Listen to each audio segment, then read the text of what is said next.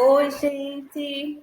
Estamos aí para gravar mais uma aula para vocês sobre o gênero romance, certo? Um gênero que é muito tranquilo de trabalhar, até porque vocês já leram alguns romances, mas às vezes pode causar uma confusão por causa do nomezinho, né? E a gente achar porque é um gênero romance, a gente está falando só de histórias de amor.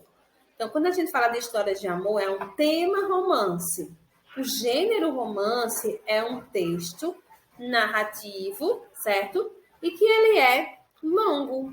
Ele vai contar uma história com mais páginas do que um conto precisa, por exemplo, certo? Então, ele é um texto do tipo narrativo, que vai narrar uma história. Pode ser de amor, pode ser de suspense, pode ser um policial, pode ser de aventura. Então, tem vários tipos de romance, de temáticas, tá? E uma delas é a temática romântica, de amor. Mas não é só isso, ok? Então, como ele é um texto narrativo, ele tem narrador. O narrador ele pode ser observador, que é aquele que narra sem participar da história, e pode ser um personagem, que ele narra participando da história, como um personagem. Então, no observador, a gente tem os verbos de terceira pessoa, e esse observador pode ser também onisciente, que significa dizer que ele sabe tudo o que se passa na cabeça dos personagens. Já o narrador personagem, ele é narrado em primeira pessoa, e também a gente só consegue ter um detalhamento maior do que passa na cabeça desse personagem narrador. Tá? No observador onisciente, a gente consegue visualizar o que passa na mente de todos os personagens. No personagem, não. É só a mente desse narrador personagem e o que ele acha que está se passando na mente dos outros, né? A gente não tem certeza, é um ponto de vista, tá? E, geralmente, esse romance, ele apresenta um conflito principal e outros conflitos menores ao longo dos capítulos, tá? Por exemplo, quando a gente leu Vidas Secas, nós tínhamos um conflito principal, que era a questão da seca em si, que eles tinham que vencer, né?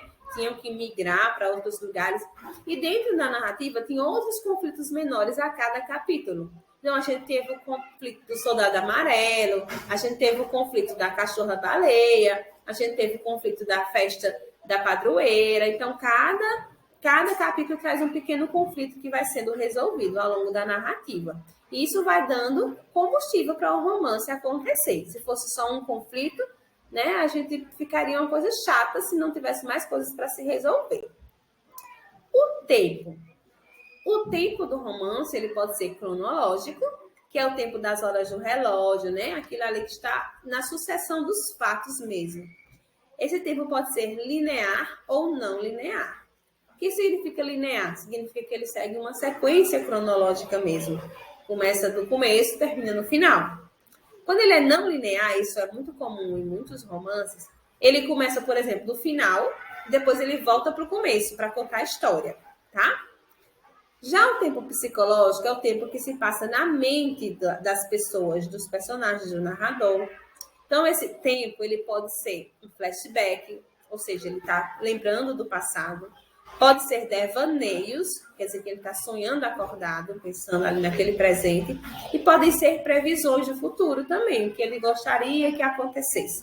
São tempos psicológicos. Ok? Esse romance ele possui uma diversidade de personagens que podem desempenhar na narrativa diferentes papéis. É preciso que tenha muitos personagens no romance para sustentar justamente as histórias e os subtemas que vão aparecendo. É diferente de um conto que vão ter poucos personagens. No romance, a gente vai ter muitos personagens, e por isso que, às vezes, dependendo do romance, a gente precisa anotar esses nomes para a gente não se perder na história, certo? Isso também é muito comum. Então, essa personagem ela pode ser de três tipos. Ela pode ser plana, esférica ou caricatural. A personagem plana é aquela que ela é simples, não tem muitos detalhamentos, as atitudes dela são previsíveis, ela começa o livro de uma maneira e geralmente ela termina da mesma forma. Já a esférica é um personagem mais complexo. Então, ela vai ter atitudes surpreendentes, a gente se surpreende ao longo da narrativa com esse personagem, é um personagem esférico. Então, ele começa de um jeito e termina de outro, com outro comportamento, certo?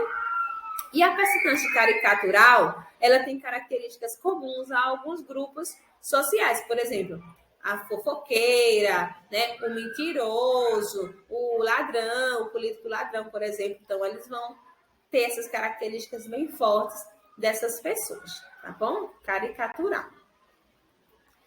No romance, nós temos ações extraordinárias. Como assim? São coisas, gente, que, como é uma ficção, são coisas que não existem na realidade. Então, no espaço do romance, o autor ele tem uma liberdade para criar. Então, ele pode colocar coisas que a gente sabe que nunca vão existir na realidade.